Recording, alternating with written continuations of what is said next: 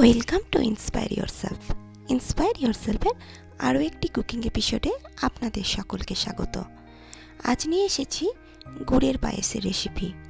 শীতকালে নতুন গুড়ের পায়েস বা খেজুর গুড়ের পায়েসের রেসিপি বাড়িতে সবাই একবার করে থাকি। আজ সেই রেসিপিটাই আমি আমার ভিডিওতে শেয়ার করে নেব। তার জন্য নিয়েছি 8 থেকে 10টা কাজু বাদাম, আর কাজু বাদামগুলোকে মাঝখান থেকে আমি ছুরি দিয়ে চিড়ে দুভাগ করে নিচ্ছি।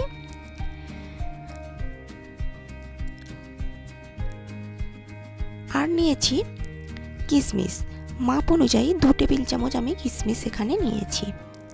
এবার একটা বড় মিক্সিং বোলের মধ্যে নিয়ে নিলাম 50 গ্রাম পরিমাণ গোবিন্দভোগ চাল। চালটাকে ভালো করে জল দিয়ে ধুয়ে নেবার পালা। চাল ধোয়ার ক্ষেত্রে বলে রাখি, খুব চাপ দিয়ে চাল ধোয়ার দরকার নেই। হালকা হাতে পরিষ্কার জল বেরোনো অবধি চালটাকে ধুয়ে নিতে হবে।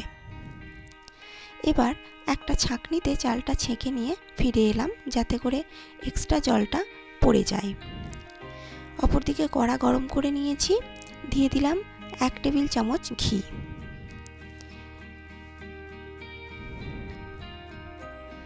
ঘি ভালো করে গরম হলে দিয়ে দেব কাজু বাদাম। কাজু বাদামগুলোকে এবারে একটু ভেজে তুলে রাখবো। অনেকেই কাজু বাদাম এবং কিশমিশ একই সাথে ভেজে তুলে রাখেন, তবে আমি সে কাজ করি না, কারণ কাজু বাদামটা ভাজতে একটু সময় নেয়, আবার কিশমিশটা খুব তাড়াতাড়ি ভাজা হয়ে যায়। তাই কাজু বাদাম আর কিশমিশটাকে দুভাগে ভেজে নেওয়াটাই ভালো। কাজু বাদামগুলো একটু রং ধরে গেলে ভেজে তুলে রাখবো।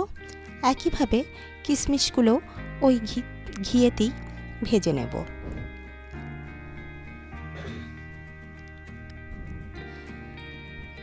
কিশমিশগুলো দেওয়া মাত্রই 1 থেকে 1.5 মিনিটের মধ্যে কিশমিশটা ভাজা হয়ে যাবে।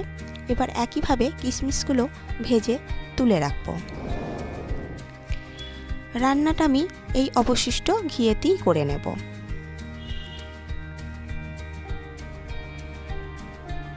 যে ঘিটা ছিল তাতে দিয়ে দিলাম একটা তেজপাতা ছিঁড়ে, আর এরপর দিয়ে দেব আগে থেকে জল ছেঁকে ছাঁকনিতে রাখা গোবিন্দভোগ চালটা। পায়েস তৈরি করার ক্ষেত্রে এটা একটা গুরুত্বপূর্ণ টিপস, চালটাকে ভালো করে ভেজে ব্যবহার করা, তাতে করে পায়েসের গন্ধ আরও সুন্দর আসে এবং চালগুলো একেবারে গলে যায় না।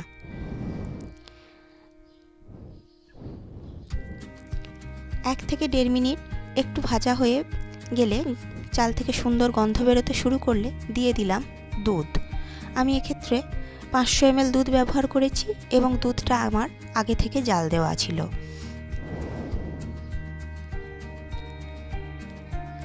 অপেক্ষা করব দুধ ফোটার জন্য। দুধের জায়গা ধুয়ে অল্প একটু জলও আমি দিয়ে দিলাম।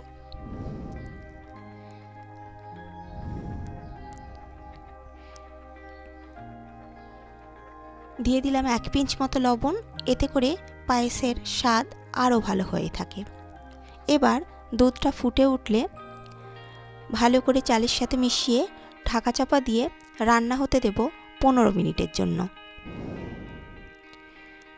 মাঝখানে 2-1 বার চেক করে নিতে হবে চালটা ঠিকঠাক সেদ্ধ হয়েছে কিনা বা দুধের পরিমাণ কমে গিয়েছে কিনা।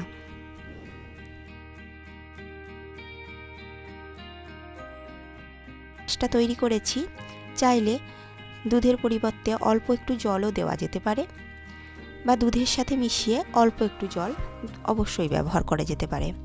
15 মিনিট পর একবার চালটা চেক করে নেবার পালা। দেখতেই পাচ্ছেন চালটা একদম মেল্ট হয়ে যাচ্ছে, কোনো দানা ভাব নেই, তাই বুঝতে হবে পায়েস এবারে হয়ে এসেছে। এখন একটু ঘনত্বটা কম লাগলেও মিষ্টি দেওয়ার বাকি আছে, তাই দুটো মিলেমিশে ঘনত্বটা একই আসবে।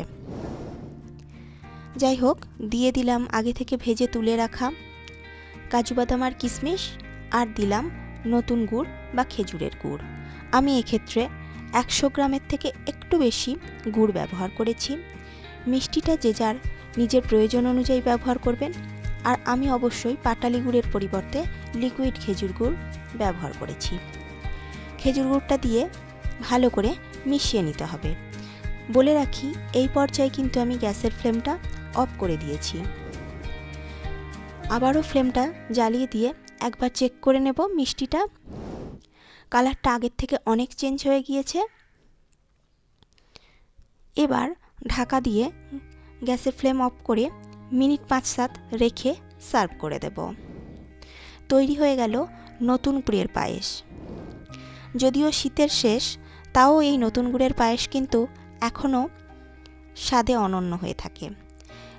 গুড়ের পরিবর্তে চিনি দিয়ে অবশ্যই তৈরি করে নেওয়া যায়, তবে গুড়ের পায়েসের যে একটা আলাদা মাহাত্ম্য আছে সেটা আর নতুন করে বলার কিছু নেই। যাই হোক, অন্য কোনো রেসিপি নিয়ে আবারও ফিরে আসবো। ততক্ষণের জন্য ভালো থাকবেন। নমস্কার।